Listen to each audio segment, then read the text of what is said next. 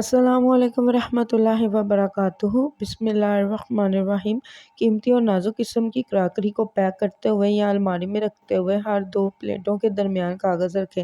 اس طرح ان پر نامعلوم خراشیں نہیں پڑیں گی۔ اگر پریشر کوکر کھولتے ہوئے اس کے اندر کا گرم مواد آپ پر گر جائے یا کہیں سے بھی تھوڑی بہت جل جائے تو آپ صابن کی جاگ اس جگہ پر لگائیں تاکہ آپ کو سکون محسوس ہونے لگے۔ مٹروں کو ابالنے کے بعد فوراً ٹھنڈا پانی پر ڈال دیا جائے تو ان کی سبز رنگت بہت خوشنما رہتی ہے۔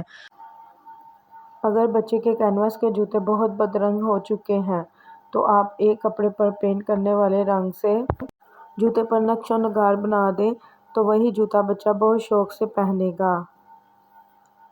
اگر ڈاک کے ٹکٹ کسی جگہ پڑے پڑے آپس میں چپک جائیں تو ان کو علیحدہ کرنے کے لیے فریج میں رکھ دیں۔ کچھ دیر بعد آسانی سے علیحدہ ہو جائیں گے اور ان کی گوند بھی استعمال میں ضائع نہیں ہوگی۔